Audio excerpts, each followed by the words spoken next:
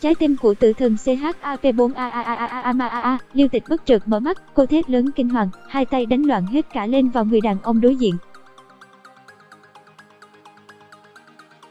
Xe ái, cái cô y tá này, cô là đang định giết tôi hả? Về ác, bác là ma, khổ thân tôi, vẫn còn 5 năm nữa tôi mới nghỉ hưu, vậy mà cô còn trù ẻo tôi chết hay sao? Người đàn ông trung niên ngó nghiêng cái băng, Ca Đạt không nghe lối của tử thi vừa được đưa vào nhà xác, ông ta đứng dậy chậm rãi đẩy lại cho ngay ngắn, sau đó đi về phía chỗ Liêu Tịch đang ngồi run rẩy. Cô là thực tập sinh à? Thấy bộ dạng cứng đờ người của Liêu Tịch, ông bác vuốt chòm râu dài cười phúc hậu, tôi chẳng phải ma quỷ gì nhưng sống gần bọn chúng lâu năm như vậy chắc cũng sắp thành ma rồi. Ông bác chỉ về hướng xác chết gần đó, ông ta chẳng có vẻ gì là sợ cả, nói chuyện cũng không biết kiêng nể gì cả, chẳng lẽ ông ấy không sợ ma? Bác là? Liêu Tịch trấn an tinh thần, cô cất giọng nghi ngờ hỏi, là người canh giữ nhà xác của bệnh viện này. Ông bác thở dài, tôi cũng gắn bó với nơi này hơn 30 năm nay rồi, lúc đầu còn sợ đôi chút nhưng về sau nơi này cũng dần trở thành nhà. Nhà, sao? Ha ha, cô bé à, cô không cần phải khẩn trương như vậy, vì đó là sự thật cơ mà.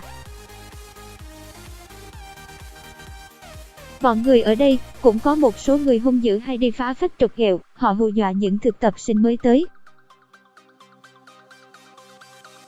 Nhưng thực chất họ không có ý gì xấu. Ông bác nói giọng cứ như hiểu rõ bọn họ lắm vậy. Bộ ông bác đã gặp bọn họ rồi sao? Trông họ như thế nào? Có phải là những oan hồn mặc áo trắng, tóc xõa dài phủ mặt, lưỡi dài đến bụng, còn có máu me đầy người, à còn có răng nanh nữa.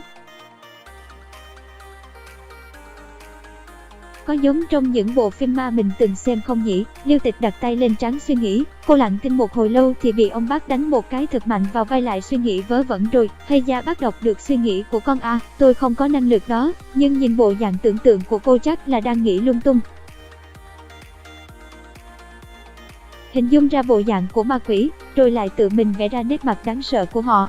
Liêu Tịch gãi đầu, cười hì hì, ông bác quả là có kinh nghiệm trong những việc này nhỉ bác à? Bác thấy họ rồi sao? Ông bác khẽ gật đầu, rồi, thường xuyên là đằng khác, nhưng chỉ là thấy cái bóng của họ, còn mặt mũi thì chưa, họ không cho thấy mặt hả bác? Cô muốn thấy lắm sao? Liêu Tịch xanh mặt, xuôi tay lắc đầu li lị, dĩ nhiên là không mong rồi.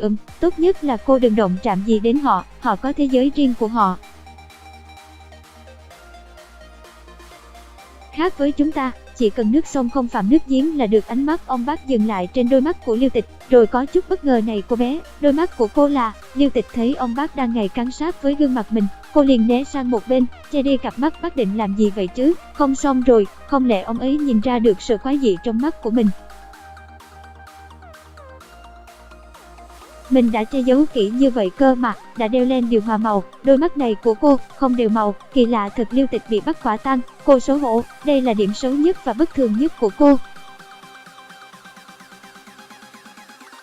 Chẳng hiểu vì sao từ khi sinh ra, một bên mắt của Liêu Tịch đã có sắc tố xanh, còn bên mắt còn lại là màu nâu. Khi còn bé, mỗi lần đi học là y như rằng cô bị bạn bè trêu đùa nói rằng cô là quái nhân, là ma quỷ, cô ghét lắm. Tuy biết họ không có ý xấu gì nhưng lời đó đã làm tổn thương cô. Sau khi lớn lên chút nữa, Liêu Tịch đã biết mua len màu để biến bên mắt màu xanh thành màu nâu. Điều này tuy hơi rườm rà, phiền phức nhưng như vậy mới giúp cô trở thành bình thường như bao người khác. Thế vậy mà, che giấu người thành công lâu như thế rồi, cơ mà lần này bị ông bác này phát hiện. Có sao à, mắt của con vẫn bình thường mà, vẫn là màu nâu mà, cô chối cãi kịch liệt. Ông bác cũng không so đo gì với cô, chỉ dửng dưng trả lời, một bên mắt màu xanh, một bên màu nâu. Tôi nhìn ra cô rồi, nhưng mà đây đâu phải chuyện gì mà cô phải giấu giếm như vậy chứ, màu mắt thôi mà, biết đâu sau này nó giúp cô nhìn thấy những thứ mà người thường không thấy được. Liêu Tịch nghe xong mà dựng tóc gáy, nhìn thấy những thứ mà người không thể thấy đó là ý gì chứ, không thể nào là ma chứ. Thôi cô có chết cũng không muốn thấy ma, cô rất sợ ma. Bác à, bác đừng chọc con nữa. Liêu Tịch bám chặt vạt áo của ông bác khi ông di chuyển ra khỏi nơi này. Hay da, có cần bám chặt vậy không? Cô đã 22 tuổi rồi đấy, mà sợ ma à? Liêu Tịch nuốt nước bọt ừng ực, con thừa nhận là con sợ ma rồi đấy, hết C4.